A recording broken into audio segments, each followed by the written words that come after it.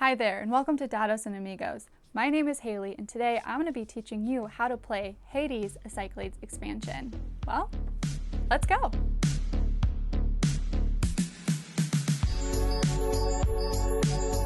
Just to clarify, this video is not going to be about how to play Cyclades. We have a video already about that. If you guys want to know how to play the base game of Cyclades, we're going to link it up in the eye for easy access to you guys. What this video is going to be about is how to play Hades, a Cyclades expansion. The Hades expansion comes with 4 modules.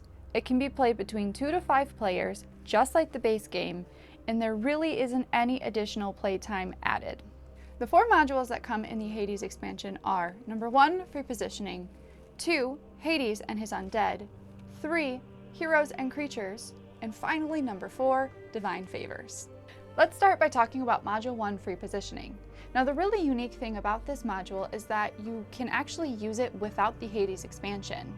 It doesn't come with any additional components, so you are able to implement this module into the base game. In this version, you're going to experience a brand new setup.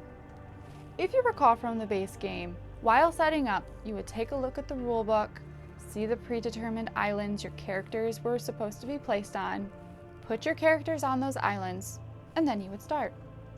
But things are going to take a turn. In this version, you are going to get to decide which islands you start on. The setup is the same, however, you are not going to be placing your soldiers or your boats on the board yet. Instead, this module is not only going to allow players to choose where they start on the board, but also the order in which they start the game. Players are going to receive 7 coins in order to participate in a preliminary auction round.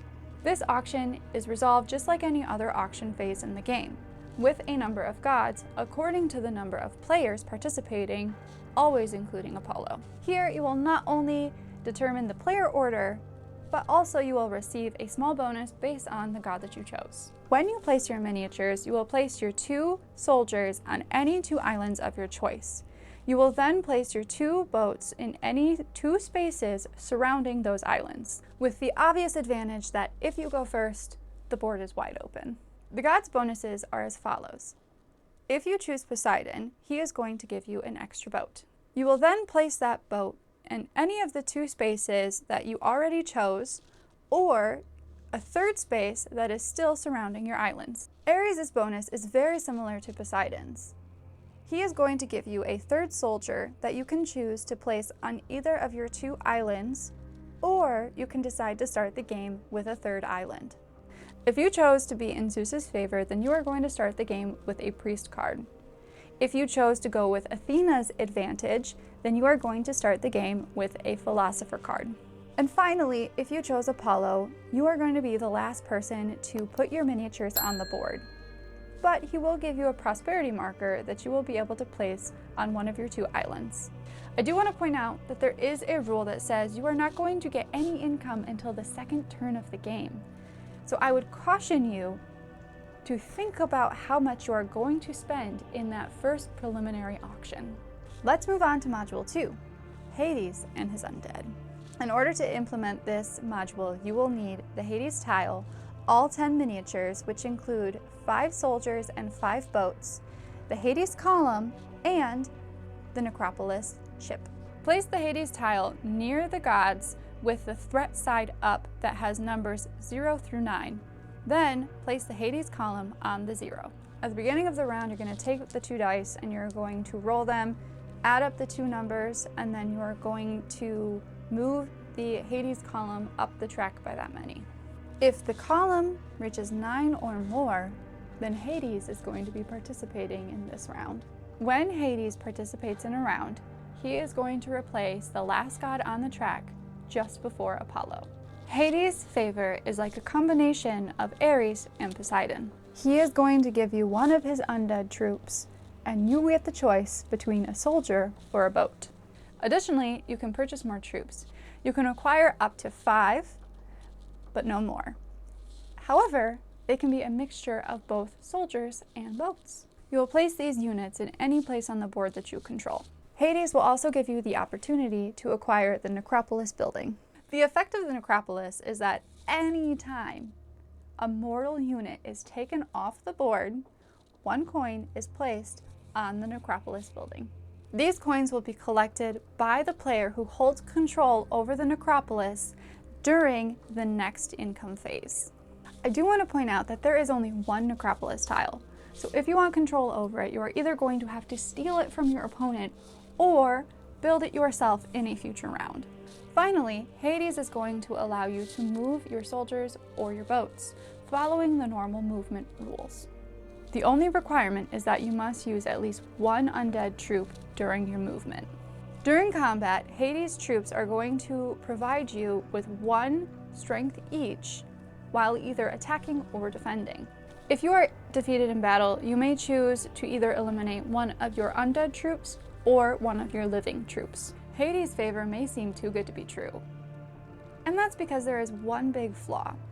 At the end of the round, after the player that chose Apollo finishes their turn, all of the undead troops are removed from the board, and this may leave you vulnerable for next turn. Next is Module 3, Heroes and Creatures. To implement this module, you will need the 5 creature cards, 6 hero cards, and 7 miniatures, which include 6 hero miniatures and 1 creature. One of the creature cards is Chiron, which you will use to replace the Chiron card that comes in the base game. Once that's done, you're going to take the remaining creature cards and hero cards from the expansion and shuffle them into the creature deck from the base game. I'm not going to go over the effects of the hero cards or the monster cards in this video.